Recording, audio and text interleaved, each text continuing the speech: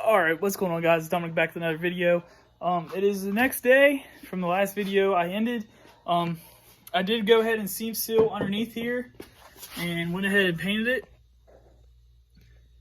It's kind of hard to see because, you know, terrible lighting, but it is seam sealed. I went ahead and seam sealed around here. You're not going to see this. I really don't care. I just wanted it to be fully sealed.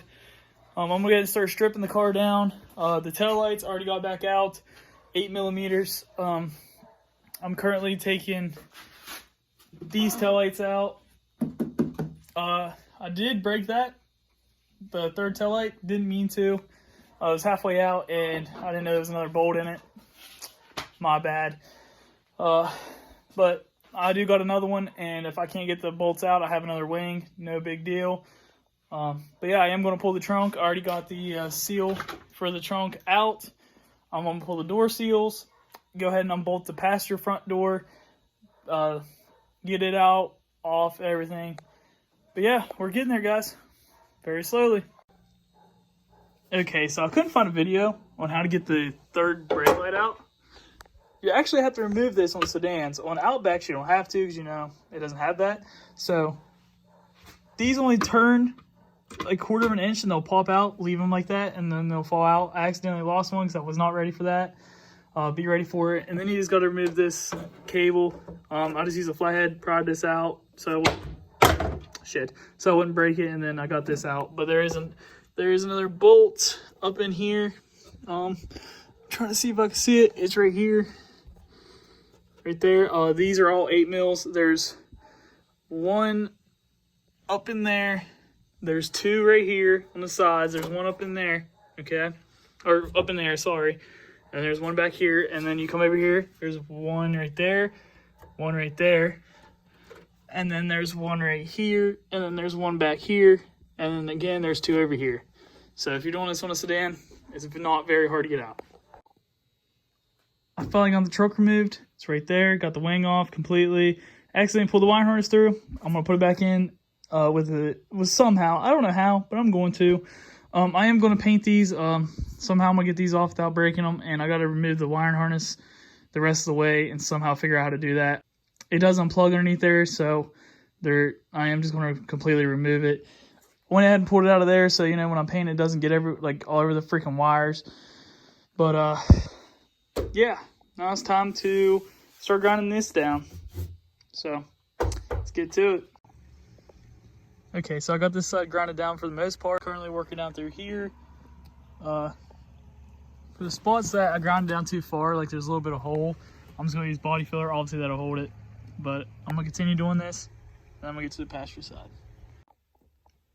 Okay, so I got both sides grounded down completely. I'm going to go ahead and start puttying it. It's raining. It's freaking nighttime. It's supposed to rain for the rest of this week and next week.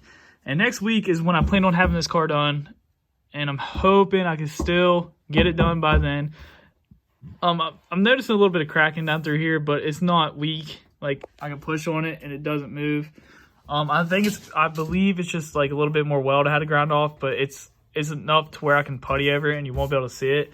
But I'm gonna go ahead and get to my mixing board, take that cover off, and get the bondo and the hardener, or the finishing putty, whatever you want to say. Make sure the surface is clean, you know, so I don't have to worry about it. I'll probably grind up here a little bit more and go from there. Alright, so I started sanding down the putty, body filler, whatever you want to call it. I do have a couple places I gotta, you know, go back over. Not a big deal. I gotta take it from this line down. Nothing big. I'm starting over here. Yes, this looks like shit right now, but after I'm done, I do have a sander right there.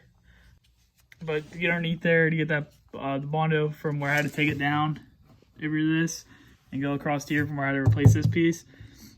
You know, I can't get the sander in there, so I've been doing it by hand, but it's making a cloud of dust everywhere. But I'm gonna continue and, you know, get some more things grinded down or sanded down, so I know what I have to fill in and what I don't. Oh yeah, now we're getting somewhere. I still got to sand down through there and, you know, add a little bit more putty up here, but it is fully sanded over here. I do have to do underneath there, but I'm not really worried about that till last. There is a place I have to fill in right there and like 2 places up underneath here. No big deal. It won't be too bad. I'm not really going to make this too perfect, like, level-wise. It is pretty good for, like, me just sanding it down and not really worried about it. Like, I don't know. It just feels pretty good, especially over here. But yeah, we're getting there, guys.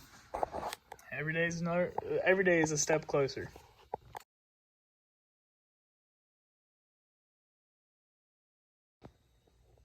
So I went ahead and did this back here. It's smooth. I'm still not finished with the left side yet. I'm letting that shit dry. So I just went ahead and came over here, knocked this out real quick. This is probably dry now. Yeah, I mean, it's still a little sticky, so I'll wait a little bit longer. I have to apply a little bit more underneath there too, like more bondo underneath there. But other than that piece back there, 100% done. This is almost completely done. Just gotta make sure I don't put any more holes in it.